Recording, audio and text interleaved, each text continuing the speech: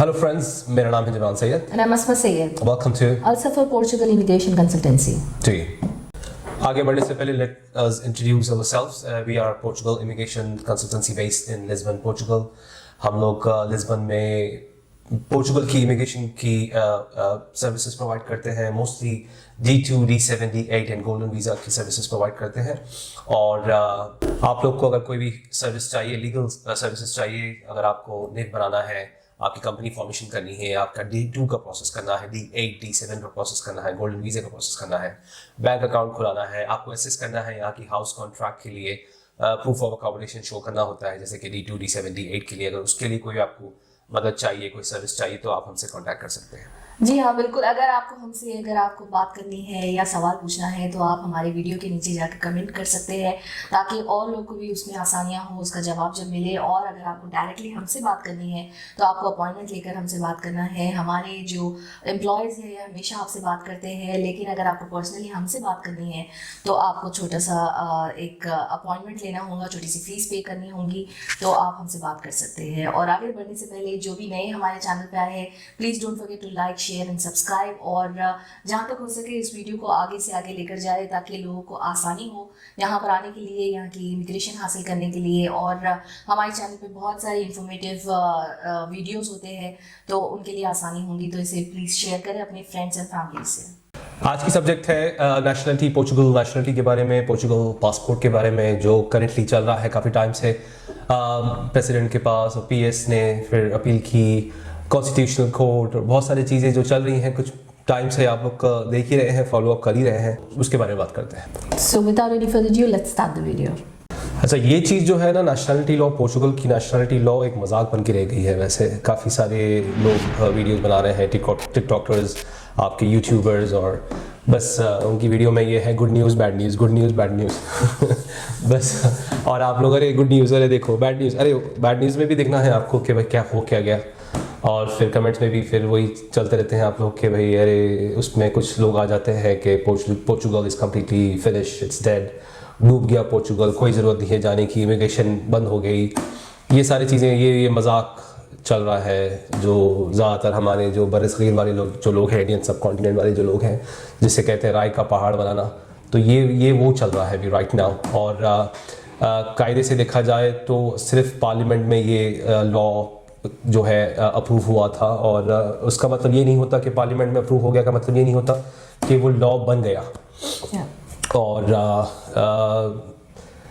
उसके बाद जो है बहुत सारी चीज़ें हैं, सिर्फ पार्लियामेंट में अप्रूव होना का मतलब ये नहीं है कि खलास इम्प्लीमेंटेशन हो गई है उसकी, 5 साल से 10 साल हो गया है, और जो पासपोर्ट की जो रेस थी वो और लंबी हो गई है, ऐसा नहीं है। उसके बाद फिर जैसे आप जानते हैं कि प्रेसिडेंट के पास जाता है, प्रेसिडेंट उसे अप्रूव करते हैं या रिजेक्ट करते हैं, या फिर थर्ड ऑप्शन आता है कॉन्स्टिट्यूशनल कोर्ट्स, जो एक्चुअली सबको उसका ही इंतज़ार करना चाहिए, कॉन्स्टिट्यूशनल कोर्ट्स, बिकॉज उसमें देखना होता है कि कोई अनकॉन्स्टिट्यूशनल बात तो नहीं हो रही है ये लॉ में, जो कि है। इसलिए लास्ट टाइम भी रिजेक्ट किया था, लास्ट टाइम भी उसको अमेंडमेंट करने के लिए बोला गया था पार्टीज़ को, स्पेशली जो पार्टीज़ ने ये लॉ प्रपोज किया है।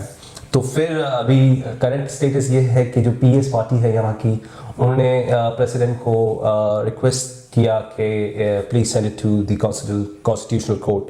तो फिर प्रेसिडेंट ने साइन नहीं किया। यहाँ के जो प्रेसिडेंट है, पोर्चुगल के प्रेसिडेंट है, उन्होंने इस चीज़ को साइन नहीं किया, और करंटली अब जो है वो कॉन्स्टिट्यूशनल कोर्ट में है, और उसको 25 दिन का, 25 वर्किंग डेज का टाइम एक्चुअली उन्होंने लिया है। और वो लोग देखेंगे, रिव्यू करेंगे, एनालाइज करेंगे, और उसके बाद they will come back to us. तो करंटली ऐसा कुछ नहीं है, जो जिसके 5 साल ऑलरेडी हो चुके हैं उनके लिए यही लॉ है। तो आपके अगर 5 साल हो चुके हैं तो प्लीज़ प्रोसीड, आप अपने पेपर वर्क करिए, और नेशनलिटी पोर्चुगल का पासपोर्ट के लिए आप अप्लाई करिए। आप और आपकी फैमिली का अगर टाइम हो गया है तो आप लोग करिए। और जो लोग यहाँ पे नहीं आए हैं, अभी मैसेज उनके लिए मैं मैसेज दे रहा हूँ कि पोर्चुगल में ये सारी चीज़ें होती रहती हैं। पोर्चुगल में लॉज, अमेंडमेंट्स, 6 साल, 7 साल, 8 साल, 10 साल, 5 साल, ये सारी चीज़ें होती रहती हैं। तो if you are actually really serious, आप लोग अपनी कंट्रीज़, आप लोग जैसे कि कई सालों से जीसीसी में रहते हैं और इवेंचुअली आपके बच्चे वहाँ पैदा होते हैं, आप भी वहाँ पे, जैसे हमारा केस है, हम भी वहाँ पे पैदा हुए, लेकिन इवेंचुअली जब आपका जॉब ख़त्म हो गया या बिज़नेस ख़त्म हो गया तो eventually at the end you have to go back to your home country. तो वो चीज़ों के लिए अगर किसी ने सोचा है अपने बच्चों के लिए, अपनी बच्चों की फैमिली, अपने बच्चों की फ्यूचर के लिए अगर आपने सोचा है कि कुछ और जगह जाते हैं और कहीं और का पासपोर्ट लेते हैं, तो Portugal is the best place. और यहाँ पे जो है process compare to the other countries काफ़ी महंगाई सस्ते का तो कुछ सवाल ही नहीं है, क्योंकि बिल्कुल ऐसा होता है कि जैसे कि आपको लिटरली फ्री में हो रहा है काम, लिटरली फ्री में। जैसे दूसरी कंट्रीज़ में आप जा रहे हैं तो वहाँ पे एक बड़ा सा अमाउंट दे के आपको जो है वहाँ का पासपोर्ट ख़रीदना है, या फिर वहाँ की जो डॉक्यूमेंटेशन है वो इतनी ज़्यादा स्ट्रिक्ट और इतनी ज़्यादा वियर्ड है, जो कि करते करते कई सारे लोग जो है सालों साल बिता देते हैं। और जैसे कि यूके का हिसाब देख लीजिए, आप लोग ये स्पेन फ्रांस की बात कर रहे हैं, लेकिन स्पेन फ्रांस से लोग यहाँ पे यही रीज़न से आते हैं कि वहाँ के जो एग्ज़ाम्स हैं, वहाँ के जो पेपर वर्क है वो बहुत ज़्यादा डिफिकल्ट है। तो वही रीज़न से काफ़ी सारे लोग पोर्चुगल आते थे और पोर्चुगल आ रहे हैं। तो आप लोग भी पोर्चुगल का अगर आपने दिमाग में बना लिया है और आपने अच्छी रिसर्च कर ली है, पहली चीज़ तो ये बहुत ज़्यादा इंपॉर्टेंट है कि आपको अच्छी रिसर्च करनी है, आपको समझना है और कितना टाइम लग रहा है, कितने पैसे लगने वाले हैं, ये सारे चीज़ों को आपको अच्छा होमवर्क करना है कि भाई आप अकेले आने वाले हैं या आप अपनी फैमिली के साथ आने वाले हैं, ये सारी चीज़ें आपको देखना है। तो एक फॉर एग्जांपल के लिए D2 का मैं एग्जांपल देता हूँ आपको। D2 वो लोगों के लिए है जो फ्रीलांसर्स हैं, जो एक कंपनी चलाते हैं, एक छोटा मोटा बिजनेस करते हैं। ज़रूरी नहीं है कि आप अपनी होम कंट्री और रेसिडेंट कंट्री में भी बिजनेस कर रहे हैं तो ही आप D2 कर सकते हैं। D2 अगर आप एक एम्प्लॉय भी हैं तो आप पोर्चुगल में D2 कर सकते हैं। दूसरी और एक अहम चीज़ ये है कि आपको D2 में आपको अपना जॉब, अपना बिजनेस, अपना घर जो दुबई में है, फॉर एग्जांपल के लिए दुबई ले रहा हूँ फिर से मैं, जो दुबई में है या इंडिया है, पाकिस्तान में है, तो वो छोड़ना नहीं है। जॉब आपकी जो चल रही है वो जॉब को कंटिन्यू रखना है। वो जॉब को रखते हुए आपको D2 का प्रोसेस करना है वहाँ से बैठे बैठे। फिर यहाँ पे आने के बाद जब आपका यहाँ का जो पहले तो वीज़ा मिलेगा, वीज़ा मिलने के बाद फिर आपको यहाँ का रेसिडेंट कार्ड मिलेगा। रेसिडेंट कार्ड मिलने के बाद D2 में रिक्वायरमेंट ये है कि you need to show a business. तो एक बिजनेस, कोई भी एक बिजनेस शो करिए और आप अपना जॉब कंटिन्यू करिए और सिर्फ कुछ महीनों में ट्रैवल करिए बैक एंड फोर्थ आपके पास, क्योंकि रेसिडेंस कार्ड है। You just need to have a ticket. आइए अपना बिजनेस यहाँ पे जो रन कर रहे हैं, यहाँ पे एक लड़के को बिठा दीजिए, कोई एक छोटा मोटा बिजनेस शुरू कर दीजिए। ये एक इंडिविजुअल के लिए है। फैमिली अगर है आपकी, फैमिली के साथ अगर आप आ रहे हैं तो फैमिली आपकी, स्पाउस यहाँ पे रहेंगे, बच्चे यहाँ पे रहेंगे और आप जो है अपना दुबई का जॉब कंटिन्यू करेंगे। आपकी जो इनकम, जो सोर्स ऑफ इनकम, जो मेन सोर्स ऑफ इनकम जो चल रही है, उससे आपको छोड़ना नहीं है, उसको आपको कंटिन्यू रखना है जब तक आपकी वो चल रही है। उसमें फ़ायदा ये है कि आपका पोर्चुगल का भी यहाँ पे रेसिडेंसी है और आपका पोर्चुगल का जो पासपोर्ट नेशनलिटी का जो रेस है उसमें भी आप है, और आप वहाँ पे भी आप अपनी अर्निंग और पैसे वहाँ पे कमा रहे हैं। सिर्फ फैमिली यहाँ पे रहेंगी, स्पाउस और बच्चे यहाँ पे रहेंगे, उनकी स्कूलिंग वगैरह होगी, क्योंकि यहाँ पे सारी चीज़ें फ्री हैं। तो स्कूलिंग वगैरह यहाँ पे कंटिन्यू करके आप अपना काम वगैरह शुरू करें, वो कंटिन्यू रहेगा। दूसरा जो है, आप इसको D7 और D8 में नहीं कर सकते। D7 और D8 की रिक्वायरमेंट है आपको यहाँ पे कंटिन्यूसली 16 मंथ्स, 2 साल, ऑलमोस्ट 2 साल आपको यहाँ पे रहना है। आप यहाँ से जा नहीं सकते। अगर आप जा रहे हैं तो it will affect your next renewal card, जो आपका रेसिडेंट कार्ड है। पहले तो 2 साल का होगा, उसके बाद 3 साल का आएगा। तो वो टाइम पे आपको जो है रोक दिया जाएगा, क्योंकि अब तो काफ़ी सारी चीज़ें, काफ़ी चेंजेस यहाँ पे हो रही हैं, बहुत स्ट्रिक्ट हो रही हैं।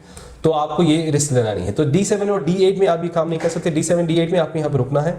अगर वो लोग जो रुकने की नीयत से आ रहे हैं तो उनके लिए D7 D8 अच्छा है।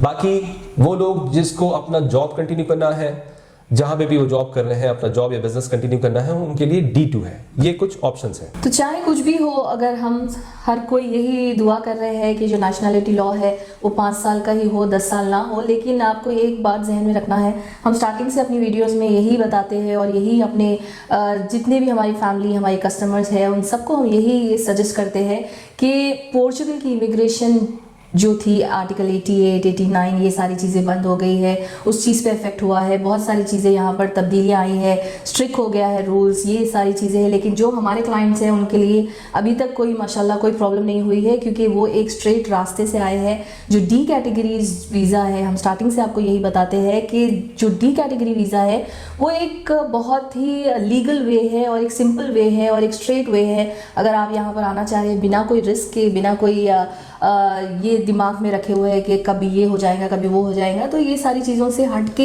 एक पाथ अगर आपको जाना है तो वो डी कैटेगरी वीज़ा है, जिसमें आप D2 हो, D7, D8, गोल्डन वीज़ा, ये सारे जो कैटेगरीज है आपके वीज़ा के साथ ही आपके पासपोर्ट पे जो है आपकी जो अपॉइंटमेंट है आईमा की, बायोमेट्रिक की, वो आ जाती है। आपको बहुत आसानी से आपका TRC कार्ड मिल जाता है और प्रोसेस बहुत सिंपल है। लेकिन ये सारी जो चीज़ें थी पहले से, वो हम एक इन्फॉर्मेशन के लिए हमारे चैनल पे बनाते थे, लेकिन हम हमेशा से सबको यही सजेस्ट करते हैं कि एक लीगल वे से यहाँ पर आना चाहिए, डी कैटेगरी के थ्रू आना चाहिए, ताकि फैमिलीज़ के साथ भी आप आए तो कोई आपको फ़र्क ना पड़े। यहाँ पर जो भी चेंजेस आ रहे हैं, जो भी अमेंडमेंट्स आ रहे हैं, जो चीज़ें यहाँ पर न्यू आ रही है, पुरानी है, वो सारी चीज़ें आपकी फैमिली पे, आपके ऊपर इफेक्ट ना हो। तो ये सारी चीज़ें ध्यान में रखते हुए हम हमेशा यही सजेस्ट करते हैं कि डी कैटेगरी के थ्रू आप यहाँ पर आए, जिसके ज़रिए से आप आने से आपका जो वीज़ा है प्रोसेस वो बहुत सिंपल हो जाता है।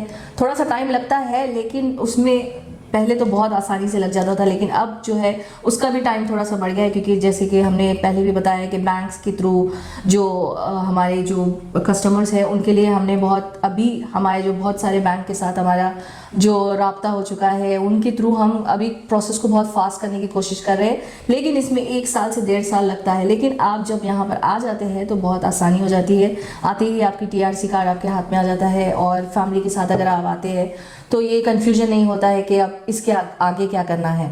तो ये एक बहुत अच्छा ऑप्शन है। बिल्कुल एक गारंटी है। जब आप डी टाइप वीज़ास पे जब आते हैं, D2, D7, D8 पे जब आप आते हैं तो वो गारंटी के साथ आते हैं। तो ये जो आर्टिकल्स वगैरह थे वो थोड़े से नहीं श्योरिटी नहीं थी उसमें कि आपका होगा नहीं होगा, और उसमें जो वेटिंग पीरियड थी for the first TRC card वो 1.5 साल 2 साल की है, जो आज तक भी कुछ लोग को तो जो आर्टिकल 88, 89 वाले थे उनका आज तक भी रेसिडेंस कार्ड यहाँ पे नहीं मिला, उनकी डेट ही नहीं आई, उनकी तारीख ही नहीं आई, उनकी बायोमेट्रिक ही नहीं हुई यहाँ पे। तो वो जो केसेस थे वो डेफिनेटली थोड़े से अनश्योर रहते हैं आप उस चीज़ में, तो वो थोड़ा सा सिक्योर नहीं है वो पाथ, जो कि ख़त्म हो गया है, वो कम्प्लीटली ख़त्म हो गया है। जी हाँ, तो वो जून से ख़त्म हो गया था लास्ट ईयर।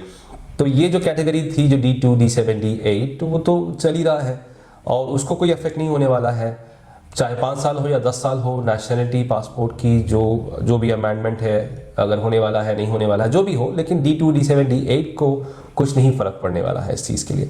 तो अगर आप लोग सोच रहे हैं कि पोर्चुगल आपने डिसाइड कर लिया है, या आपने एक पासपोर्ट नेशनलिटी दूसरी कंट्री की आपकी कंट्री से जो बेहतर है उसकी अगर आपने एक दिमाग में आपने एक इरादा कर लिया है, तो खलास आपको बस ये चीज़ D2, D7, D8 का तीनों में से किसी एक ऑप्शन आपको सेलेक्ट करना है, पाथवे आपको सेलेक्ट करना है और आपको प्रोसीड करना है।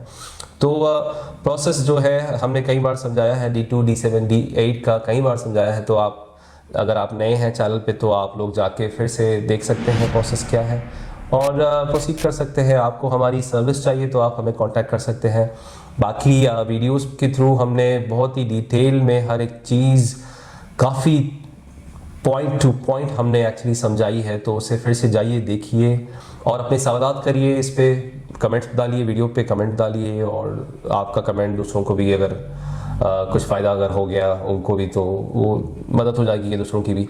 और अगर आपको हमसे बात करनी है, डायरेक्टली बात करनी है, तो अगर हम दोनों से बात करनी है तो एक कंसल्टेशन फ़ीस आपको पे करना है, या फिर आपको सिर्फ अपने क्वेश्चंस आपके जो भी आपके क्वारीज हैं वो पूछना है, तो एम्प्लॉयज़ हैं तो आप ईमेल कर सकते हैं। ईमेल पे अपने सवालात, अपना पहले इंट्रोडक्शन एक दीजिए कि आप कौन हैं, क्या है, क्या काम करते हैं, क्या करना चाह रहे हैं, कौन सी सर्विस लेना चाह रहे हैं। आप ये ईमेल मत करिए कि आप बताइए मैं D2 क्या नहीं, आपको कुछ मालूम ही नहीं है, ना D2 पता है, ना D7 पता है, ना D8 पता है। वो लोगों के लिए थोड़ा सा डिफिकल्ट हो जाता है समझाना, क्योंकि बहुत ज़्यादा समझाना पड़ता है। उसके लिए आपकी मदद के लिए वीडियोस हैं यहाँ पे, तो आप इसमें देख के समझ जाइए कि आप कहाँ पे फिट होते हैं। आप D2, D7, D8 golden visa ये सारी वीडियोस हमारे डिटेल में आप देख सकते हैं। फिर अपने आप को उसमें कौन सी कैटेगरी में आप फिट होते हैं वो पहले आप डिसाइड करें, फिर उसके बाद उसके आगे जो भी आपको उसकी डिटेल चाहिए आप हमसे बात करके उसकी डिटेल ले सकते हैं। पहले आप खुद श्योर होना चाहिए कि आप कैसे यहाँ पर आना चाहते हैं। ऐसा नहीं कि आप यहाँ पर बस हम आना चाह रहे हैं, स्टूडेंट पे हो या जॉब पे हो या इन्वेस्टर हो, जो भी है हम कैसे भी आ जाएंगे। नहीं, हर किसी की कैटेगरी अलग होती है। तो आप जहाँ भी सेट होते हैं, जहाँ भी फिट होते हैं, उसको अभी डिसाइड करके आप हमसे बात कर सकते हैं, हमसे डिस्कस कर सकते हैं और बड़ी तफसील से बात करके आप ये मुतमईन हो सकते हैं कि यहाँ पर आने के बाद में क्या क्या फ़ायदे हैं, क्या क्या नुकसान है। तो इसीलिए लोग अक्सर बात करना चाहते हैं और ताकि बिल्कुल श्योर हो, क्योंकि वीडियोज़ पे तो हज़ारों इन्फॉर्मेशन है, हज़ारों लोग वीडियोस बनाते हैं, हज़ारों लोग कभी बोलते हैं कि बंद हो गई इमिग्रेशन, कभी चालू है। इमिग्रेशन बंद नहीं हुई है। हम हमेशा ये बात पे एम्फसाइज़ करते हैं कि इमिग्रेशन पोर्चुगल की नहीं बंद हुई, ना ही कभी होंगी, क्योंकि एक जो सिस्टम है और एक जो कंट्री है वो बिना इमिग्रेशन के, बिना टूरिस्ट के, बिना लोग के नहीं चल सकता है।